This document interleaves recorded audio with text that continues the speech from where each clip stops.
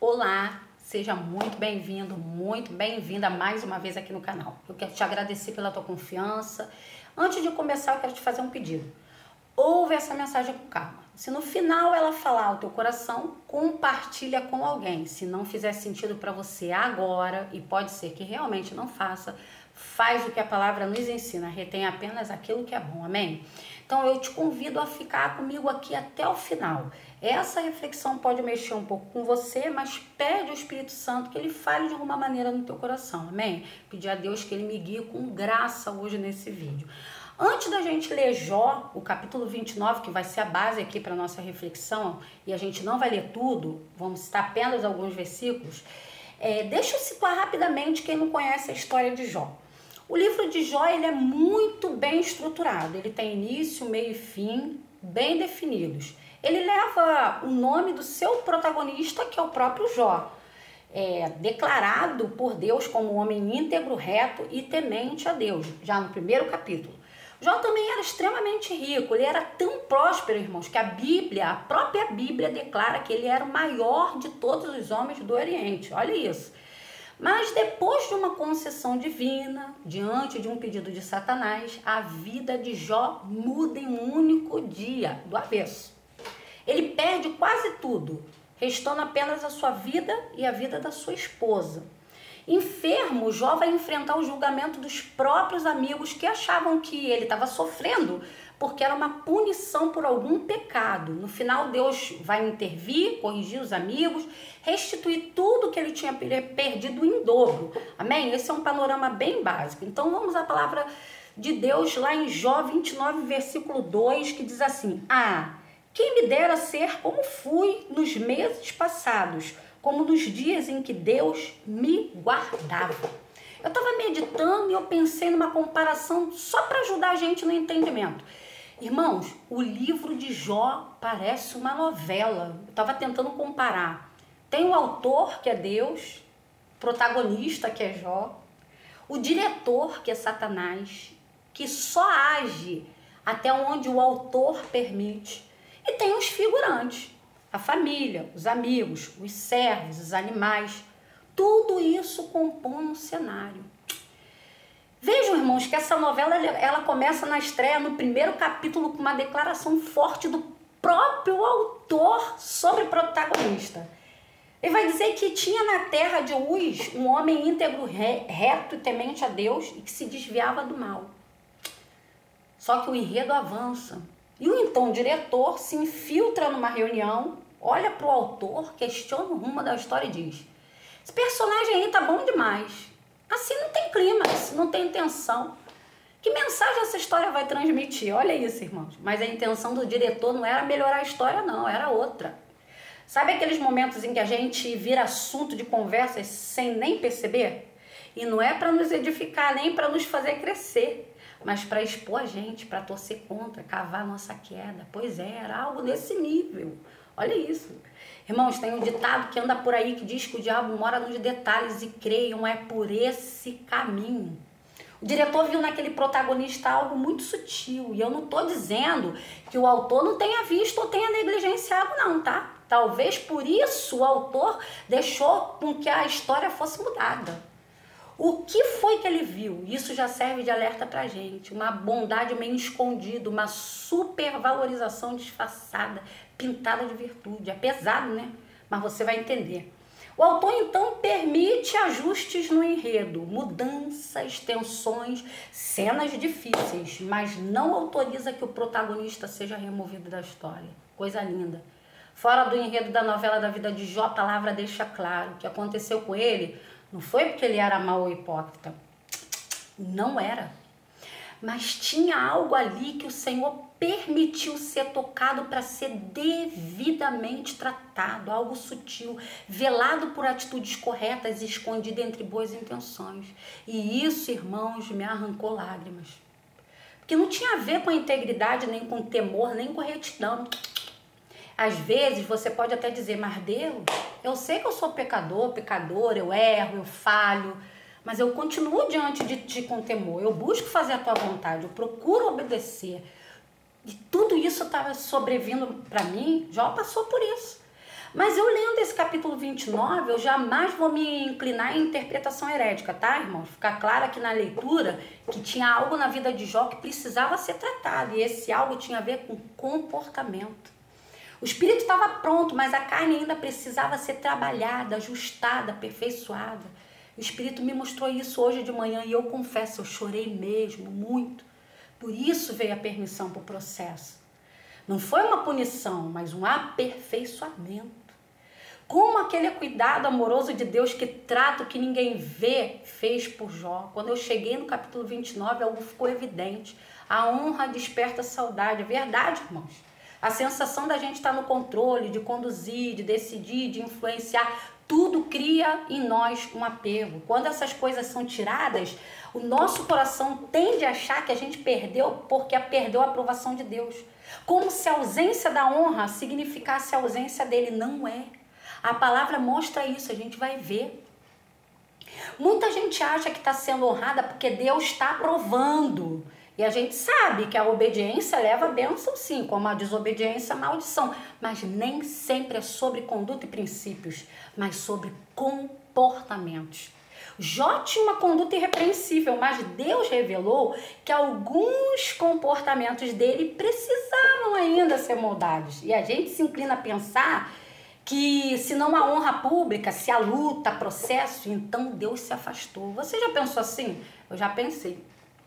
Jó também pensou, tanto que ele declara no versículo 4, como fui nos dias do meu vigor, quando a amizade de Deus estava sobre a minha tenda.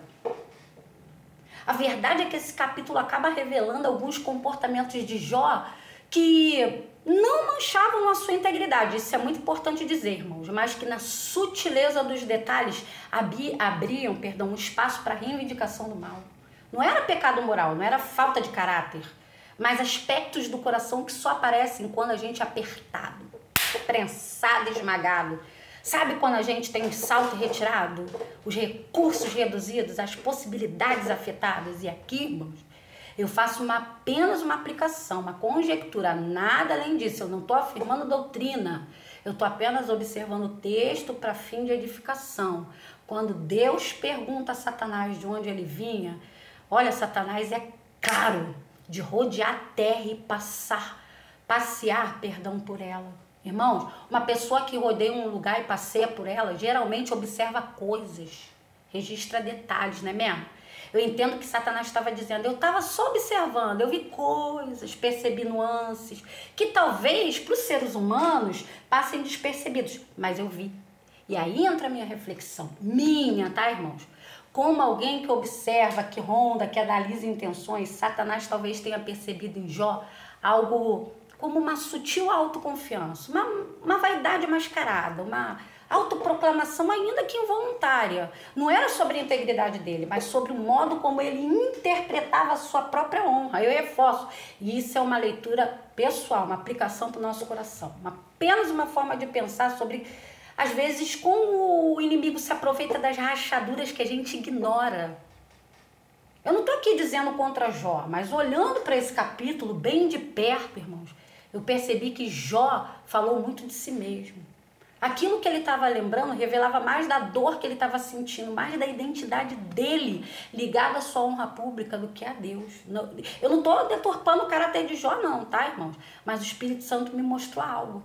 Jó tinha saudade da posição, da consideração, do prestígio, da voz respeitada na praça. Nada disso é pecado em si, irmão. Escolher fruto do trabalho não é problema, ter influência não é pecado. Mas para Jó essa honra ocupava um lugar emocional profundo. Por isso certos tratamentos de Deus doem tanto. Porque a gente se apega ao que a gente já foi um dia e resiste, sabe, irmão, a ser reformatado por Deus. E isso pode revelar mesmo uma involuntária exaltação da própria imagem. Um apego espiritual à própria presença. Olha o que Jó declara, versículo 7. Quando eu saía para a porta da cidade, na praça, me era dado sentar-me.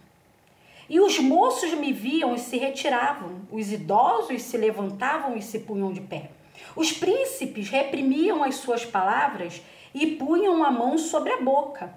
A voz dos nobres emudecia e a sua língua se apagava ao paladar. Ouvindo-me algum ouvido, esse me chamava feliz. Vendo-me algum olho, dava testemunho de mim, porque eu livrava os pobres que clamavam. A bênção do que estava a perecer vinha sobre mim e eu fazia jubilar-se o coração da viúva. Jó se via ali, irmãos, como indispensável. Um discurso muito eu. Ele mesmo diz, eu era os olhos para o cego, os pés para o coxo, dos necessitados, o pai. Tudo verdade. Mas o discurso, irmãos, as entrelinhas mostravam outra coisa. Jó se enxergava como um pilar da sociedade, alguém indispensável para que tudo funcionasse. Mas, ei, a gente nunca pode esquecer a glória e a honra por tudo que a gente tem e faz. Não é nossa. Se a gente faz alguma coisa, é porque Deus fez primeiro por nós. E a linha entre servir com humildade e se ver como essencial é muito fina. Ele acreditava que a sua honra ia durar para sempre. Olha o que ele chega a declarar no versículo 18, irmão, desse mesmo capítulo. Eu dizia, no meu ninho expirarei, multiplicarei os meus dias como a areia. Isso mostra uma autoconfiança sutil, uma sensação assim de estabilidade garantida, uma expectativa que sua reputação jamais seria abalada. O versículo 22 confirma isso. Ele vai dizer, havendo eu falado, não replicavam. As minhas palavras caíam sobre eles como orvalho. Mas sabe o que é lindo, irmãos? Quando Deus fala com Jó, ele não menciona pecados morais. Ele não diz que ele foi um pai falho, um esposo ausente, um administrador incompassivo, nada disso. Deus corrige a perspectiva de Jó, coisa linda. Ele vai dizer lá em Jó, capítulo 38, versículo 2. Quem é este que escurece os meus desígnios com palavras sem conhecimento? Meu Deus, em outras palavras, Jó, você está tentando me explicar a partir daquilo que eu te dei, da honra marcada, da tua justiça, da tua reputação. Meu filho, não segue por esse caminho. Quando Deus falou comigo nessa manhã, Ele me fez olhar para mim mesmo. Ele me mostrou quantas vezes eu fiz igual a Jó. Não era sobre a minha conduta cristã. Era sobre comportamentos guiados por lacunas emocionais aqui dentro. Ó. Busca por ser necessária. Medo que ninguém fizesse aquilo que eu faço. Sensação de que eu precisava sustentar tudo. Meu Deus, como eu chorei, irmãos. E o Senhor me disse, olha para a vida do meu servo Jó. Pela primeira vez eu vi Jó não pelo sofrimento, mas pela perspectiva, irmãos. Jó abre o capítulo 29 dizendo, ai, quem me dera ser como nos meses passados. Se o tempo ali é literal, eram só meses, a dor era recente, a saudade era fresca. A ferida ainda estava aberta. No entanto, quando a gente chega ao final do livro, a gente vê Deus conduzindo Jó ao ponto mais elevado da sua jornada espiritual. Essa é a chave da história, coisa linda. Jó declara, bem sei que tudo podes e nenhum dos teus planos podem ser frustrados. Deus estava ali em todos os momentos, trabalhando, moldando, ajustando, não para destruir Jó, mas para revelar, para amadurecer, para refinar e para devolver aquele coração a devida posição de honra que nunca foi sua, mas de Deus. E Ele fez o mesmo comigo e faz com você. Ele mostra que diante dos nossos questionamentos, não é os porquês que nos fazem descansar. Ele está trabalhando em nós, vai nos aperfeiçoar. Amém? Eu desejo, irmãos, que a bênção do Senhor esteja sobre a sua vida, sobre os seus filhos, sobre a sua casa, sobre a sua parentela. Eu desejo que as ricas bênçãos do Senhor sobrevenham sobre a sua vida. Que você, assim como Jó, se autoavalie, se autoanalise. Estamos chegando próximos do final do ano, é motivo de reflexão, é motivo de reformatação. Deixa Deus trabalhar na sua vida, amém? E que o Deus da paz esteja sobre o teu lar, em nome de Jesus.